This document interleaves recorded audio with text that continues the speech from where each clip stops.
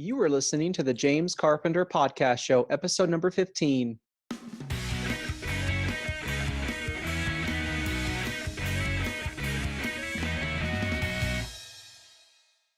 Hello, once again. Welcome back. This is week 2 of a 4-week series.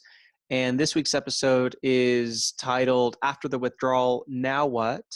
Following last week's introduction of the effects of flour and sugar associated with withdrawal.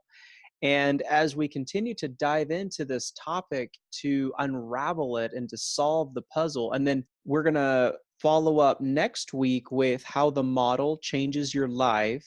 And then we'll finish it with why we procrastinate.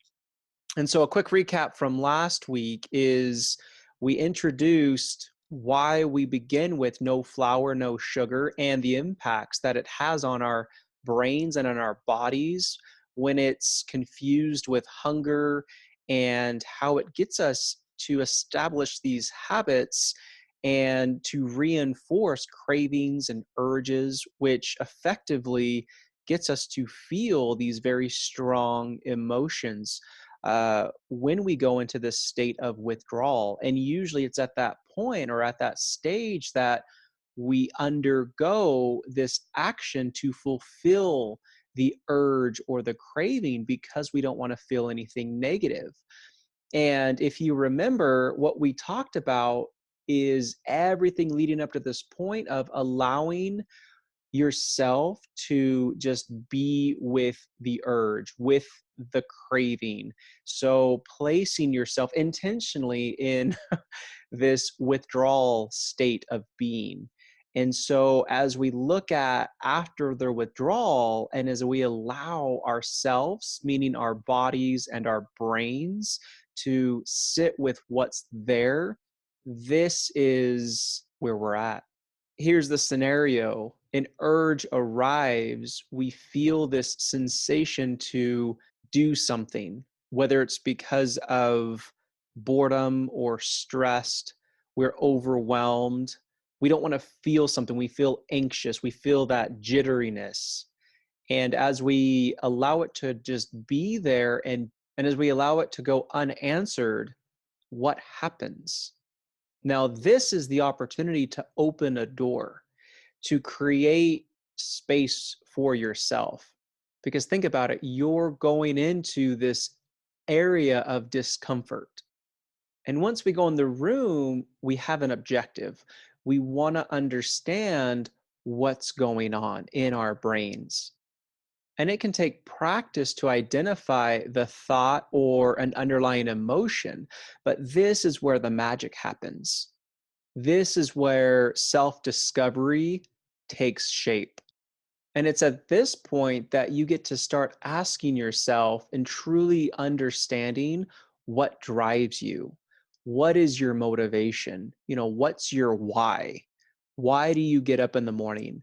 What do you want to do with your life? And are you living the life that you're meant to or that you want to? And a great place to start, same place where I started, was looking at and being with the thoughts and the feelings that I had around myself. Do you like what you think about you? What are those thoughts? And then usually what happens is that carries over into other relationships, into other aspects of your life. You start thinking about your relationship with a spouse or partner, and then with children or family and friends, work relationships. And a lot of the time, we don't feel good.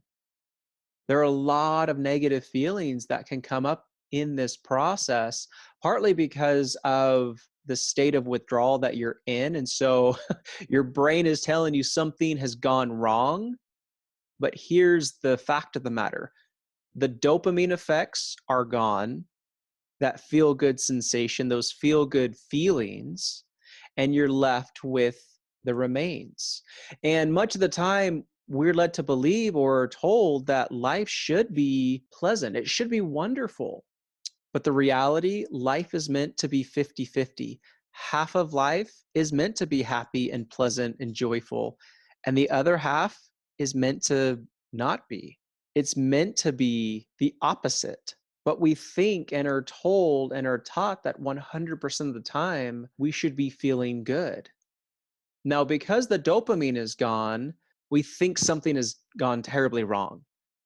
And if you remember the thought model, our thoughts about the circumstance or the situation is what's driving everything because it all starts in our prefrontal cortex. That's where the thinking part of the brain is. And when we have a thought, it then creates this emotion in the limbic system, this feeling. And once that feeling or emotion is created, electricity is then generated and sent out. And all of our feelings, whether or not we feel like doing something, that then drives our actions, right? And a lot of the time, there are these strong sensations or these strong feelings of boredom, loneliness, sadness. That's what's left over. We haven't trained or conditioned ourselves to feel those feelings. If anything, we've trained and conditioned ourselves to not feel lonely or bored or sad. And so we seek after a fix. We seek after another dopamine hit, whether that's with food, because food is desirable. Food provides a natural dopamine hit, and the flour and sugar provide that unnatural boost. And so we continue to perpetuate this vicious cycle, or whether that's with alcohol or drugs or sex, or we consume our time with busy work to distract ourselves. And it's an effective distraction. But as we learn to sit with the withdrawal, to let these urges and cravings go unanswered, you get to indulge in the process of self discovery. And your brain is probably going to freak out because of it. And what I mean by letting the feeling go unanswered is you can be sad and be okay. You're not going to die. You can feel bored and just be with yourself, right? Imagine yourself being in that situation where you just are. It's just you and your thoughts. And if you remember the forced swim test, when the scientists placed mice in the swim tank, the tank of water, to see what they will do.